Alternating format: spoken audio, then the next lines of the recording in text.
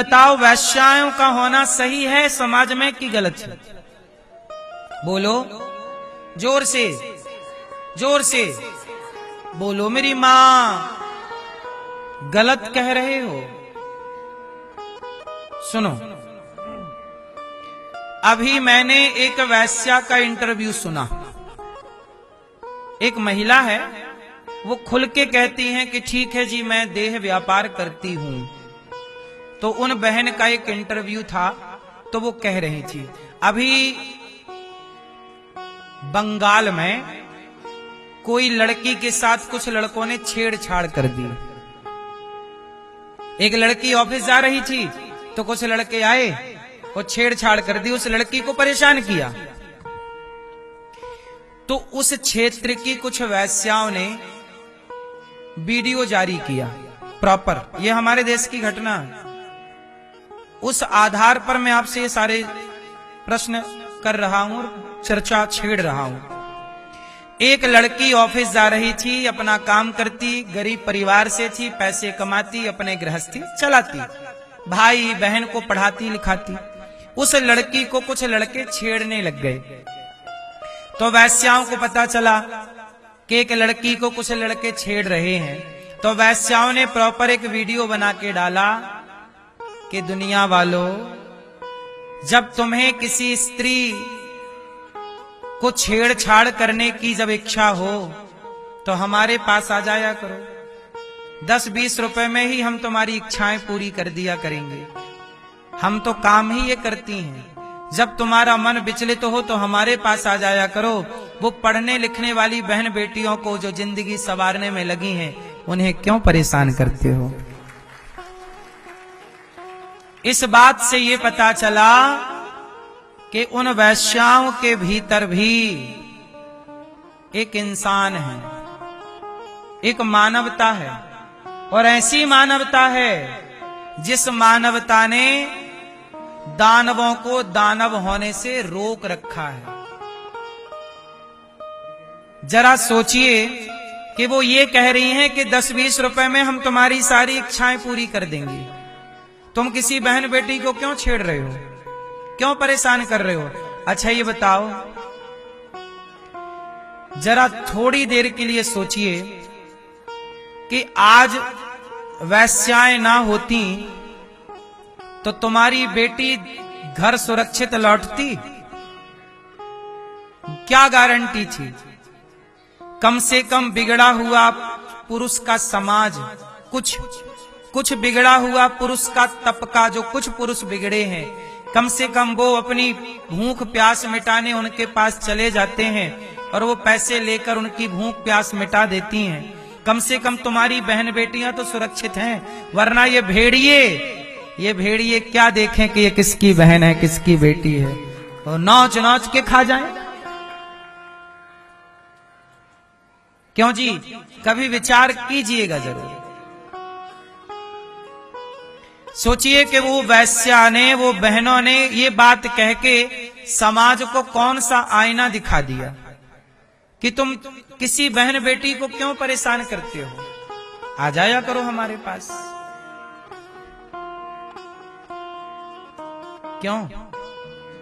और वो जो जिन्हें वैश्या कहा जाता है, एक्चुअली वो स्त्रियां भी वैश्या कोई यूं ही थोड़ी हो जाता है। निश्चित उनकी मजबूरियों ने, उनके हालातों ने उनको वैश्या बनाया होगा। क्यों? मैंने बहुत स्त्रियों के बारे में सुना है। एक बहन मेरे पास आई, उनके पति की मृत्यु हो गई, छोटा सा बच्चा था, पति की मृत्यु हो गई तो स्वाभाविक है कि काम पैसे की तंगी तो आएगी। तो जब पैसे की तंगी आई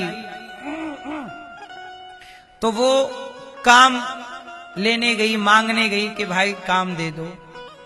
तो जो उनके पति के दोस्त हुआ करते थे, जब पति था तो लोग आते थे ना, दोस्त लोग, यार बहुत होते हैं, अपने लोग बहुत होते हैं। और पति मर गए तो अब वो पत्नी गई उनके पास कि आप हमारे पति के दोस्त थे, थोड़ी 5,000 की जरूरत है, वो किस्त चुकानी है वरना सब काम बिगड़ जाएगा। घर की किस्त पति करके गए थे पर चुका ना पाए, बीच में चले गए, 5,000 की जरूरत है। तो उस आदमी ने कहा कि 5 नहीं हम तो 10 दे देंगे, पर जैसा हम कहते हैं वैसा करो। कुछ स्त्रियों की मजबूरी होती है। समाज ऐसा हो गया है कि यदि जान ले कि आप मजबूर हैं तो आपकी छाती पे हाथ रखने वाले 1000 होंगे, कंधे पे हाथ रखने वाले बहुत कम होते हैं।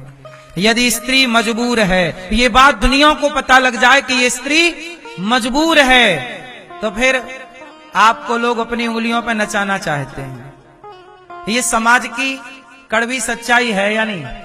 छाती पे हाथ लगाने वाले बहुत होंगे, कंधे पे हाथ रखने वाले बड़े कम होते हैं। यदि समाज, यदि भारत का पुरुष यदि नारियों के कंधे पे हाथ रखता तो किसी नारी को वैश्या ही न बनना पड़ता।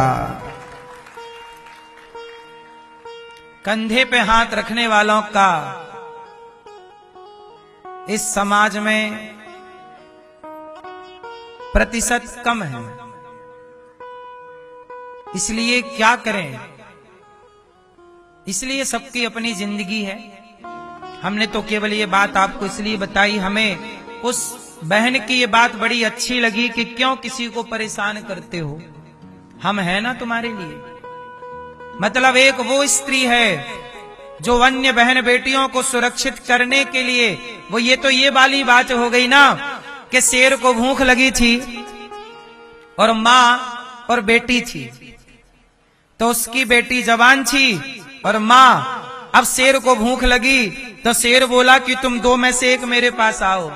तो माँ बोली कि बेटी तू भाग जा, क्योंकि तेरी तो अभी पूरी जिंदगी पड़ी है, मैंने तो जी ली, मैं परुस जाती हूँ शेर के आगे, शेर मुझे खा लेगा, तू भाग जाना। तो समाज को सुरक्षित करने के लिए वो बहनें अपने को बाजार में बेचने लग गई कि तुम पढ़ लो, तुम योग्य बन जाओ, तुम ठीक ठीक चल पड़ो, है ना। कम से कम ये उन लोगों से तो बेहतर है जो अपने वाले को काट पीट के पैक कर देती हैं, या अपने वाली को काट पीट के। समाज में ये सारी बातें किस ओर ले जा रही हैं आप समझ सकते हैं। ये बलिदान है। माना कि कुछ लोग अपने स्वार्थ के लिए करते होंगे, लेकिन कुछ लोग तो ये बलिदान भी तो है। यदि हम इस दृष्टि से देखें, उस बहन की जब ये बात सुनी तो मैं भी मजबूर हो गया इस बात को सोचने के लिए कि ये उसका त्याग नहीं तो क्या है, ये उसका बलिदान नहीं तो क्या है। क्यों आप बताओ, ये उस महिला का, जिसे दुनिया वैश्या कहती है, ये उसका त्याग नहीं तो क्या है।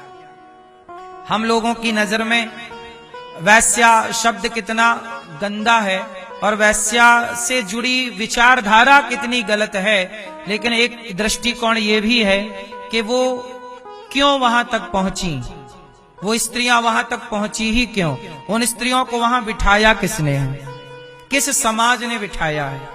यदि पुरुष ही उनके भूखे ना होते तो वहां वो बैठती क्यों। इसका मतलब कहीं ना कहीं पुरुष ही तो जिम्मेदार है, हाँ या ना। कौन जिम्मेदार है?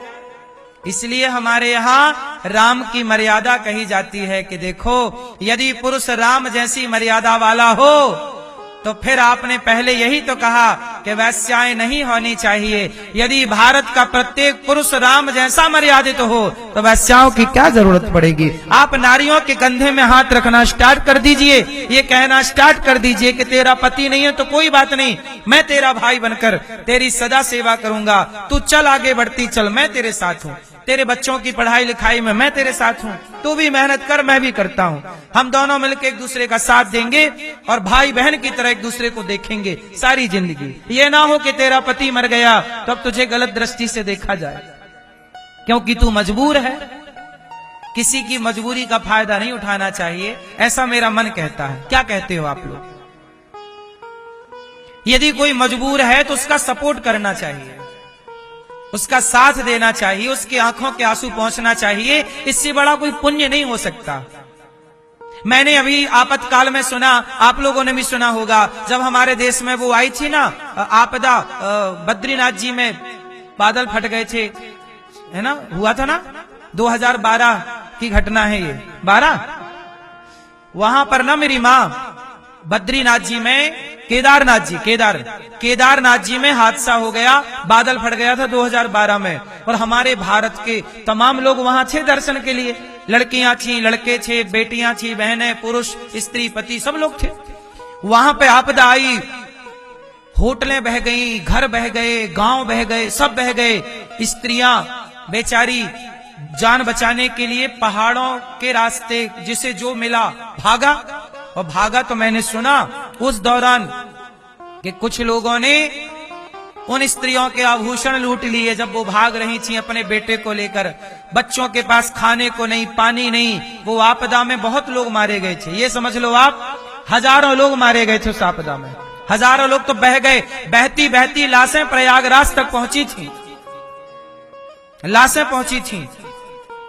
लेकिन उस समय भी मैंने सुना था कि कुछ ऐसे दुष्ट लोग थे जो भटकी हुई उन बहन बेटियों के साथ बलात्कार कर लिया। जो बेचारी भूखी थी, प्यासी थी, छटपटा रही थी, जान बचाने के लिए छटपटा रही थी, जिनके पास जीवन ही जा रहा था, उन्हें जीवन देने की जगह आप उनके साथ बलात्कार कर रहे हैं। उन्हें रास्ता दिखाने की जगह आप उनका आभूषण लूट रहे हैं। इससे बड़ी हैवानियत हो सकती है? मानवता इस तरह गिर जाएगी ना। मेरी माँ, अपने बच्चे को डॉक्टर बनाइएगा, इंजीनियर बनाइए, जो बनाना है सब बनाइए, पर मैं कहता हूं कि एक बेहतर इंसान बनाइएगा। ऐसा इंसान जो किसी के काम आए, किसी की मजबूरी को अपनी मजबूरी समझकर उसका साथ दे, ना कि उसका फायदा उठाए। ऐसा इंसान आपका बेटा हो, ऐसे इंसानियत आपकी बेटी के अंदर हो। बस इतनी सी जिंदगी है, इतनी सी बात भी समझ ले, इंसान तो बहुत बड़ा हो गया। यही बड़प्पन है। ये क्या है? बड़प्पन।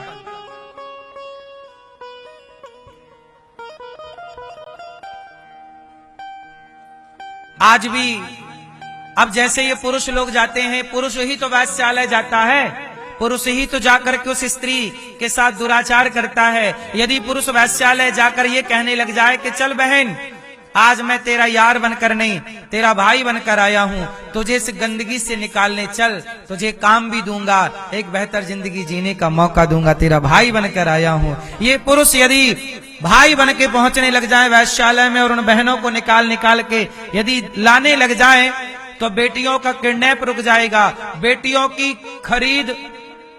आजकल लड़कियां बेची जाती हैं, खरीदी जाती हैं। क्यों? किडनैप कर लिया, लड़की को बेच दिया, 5 लाख 2 लाख में सारी जिंदगी उस लड़की से देह व्यापार कराया जाता है। ये सच्चाई है, आप जानते होंगे सच्चाई को। यदि हर पुरुष जाके वैश्यालय और ये कहने लग जाए कि चल मैं तुझे लेने आया हूं, तेरा भाई बनकर, तेरी सदा सेवा, वो सारी जिंदगी उसका भाई बनकर तनिक भी दृष्टि ना डिगाए, तनिक भी दृष्टि ना बिगाड़े, तो सोचो ये भारत नहीं राम राज्य आ जाएगा। यही तो राम राज्य। विचार के बदलने से संसार बदलता है, हाँ या ना? लड़कियां बाजार में बेची जाती हैं तो खरीदने वाला कोई पुरुष ही होता है। यदि खरीदने वाला पुरुष ही ना हो तो बेची किसके लिए जाएगी? कहो, सही है कि गलत है? इसलिए मुझे उस एक बहन की एक लाइन ने देखो मुझे कितना विवश कर दिया सोचने के लिए। मैं दूसरे पहलू से भी सोचने लगा।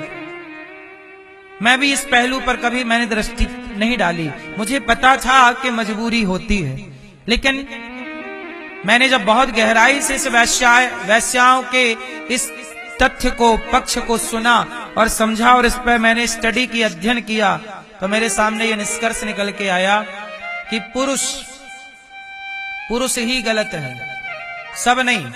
कुछ पुरुष समाज जो स्त्रियों को खरीदना चाहते हैं, आप खरीदना बंद कर दीजिए, स्त्रियां बिकना बंद हो जाएंगी। बोलो हाँ, सिंपल फंडा है, सीधी सी बात।